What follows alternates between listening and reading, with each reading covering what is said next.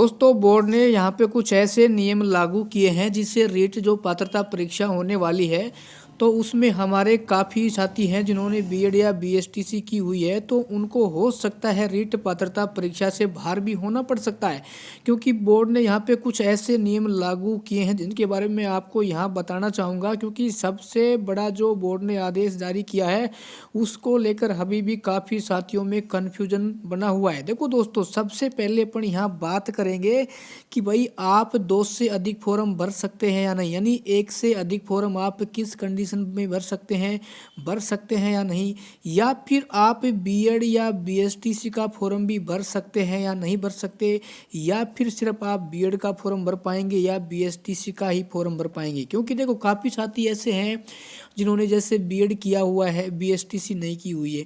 यदि आप दोनों फॉर्म भरना चाहते हैं तो क्या भर पाएंगे या नहीं भर पाएंगे।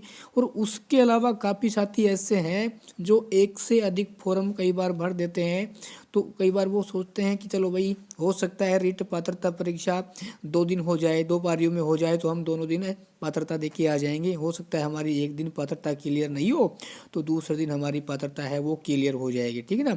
और उसके अलावा साथियों जिन साथियों की पात्रता क्लियर है तो क्या वो फॉर्म भरें या नहीं भरें, क्योंकि इसको लेकर भी कहीं ना कहीं जो बोर्ड ने कोई ऐसा नियम जारी नहीं किया था अब की बार जिसमें कहा जाए कि भाई ये लोग फॉर्म भरे या नहीं भरे, ठीक है। तो मैं आपको इस वीडियो के माध्यम से बताना चाहूँगा। सबसे पहले मैं आपको यहाँ क्लियर कर देता हूँ, क्या आप 1 से अधिक फॉर्म भर सकते हैं या नहीं।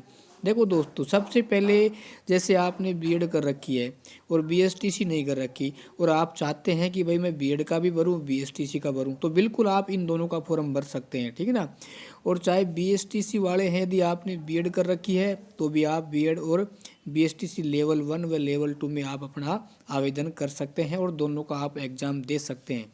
लेकिन मान लो आपने सिर्फ बीएड कर रखी है और आप चाहते हैं मैं 1 से अधिक रीट पात्रता की फॉर्म भर दूं, तो साथियों इस समय आप यहां पे देख सकते हैं बोर्ड ने स्पष्ट तौर पे आपको बताया है कि 1 से अधिक आवेदन यदि आप भरते हैं तो आपका फॉर्म को निरस्त किया जा सकता है, ठीक है ना।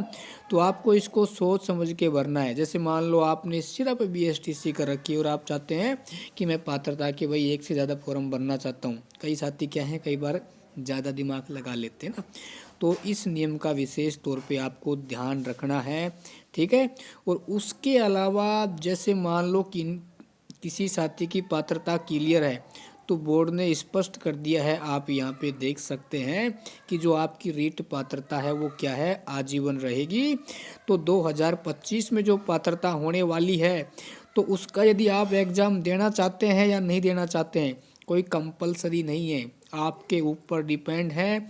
आप नहीं भरना चाहें तो मत भरना। यदि आप चाहते हैं कि मेरी तैयारी भी हो जाएगी, मेरे नंबरों में कुछ सुधार हो जाएगा तो आप भर सकते हैं। मान लो आपकी पात्रता क्लियर है, आपके पास सर्टिफिकेट है, तो आपको भरने की कोई ज़रूरत नहीं है, ठीक है ना। क्योंकि आपके पास जो पुराना सर्टिफिकेट रहेगा, जो गहलोत सरकार को में आपने रीट पात्रता पास की थी, उसी के द्वारा आप रीट मेंस का फॉर्म में भर पाएंगे, ठीक है ना। तो इन बातों का आपको विशेष तौर पे ध्यान रखना है, ठीक है।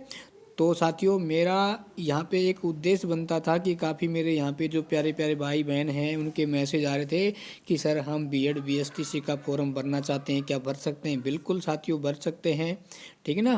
देखो भाई मेरा तो ये मानना है फॉर्म भरने में क्या जा रहा है ना, 100 150 200 रुपये फालतू लगेंगे, आपकी तैयारी हो जाएगी। वैसे मान लो किसी के पास दोनों वो बीएड भी कर रखी है बीएसटीसी भी कर रखी है, कोई इसमें वो नियम नहीं है, ठीक ना। तो आप दोनों का फॉर्म फिल करें।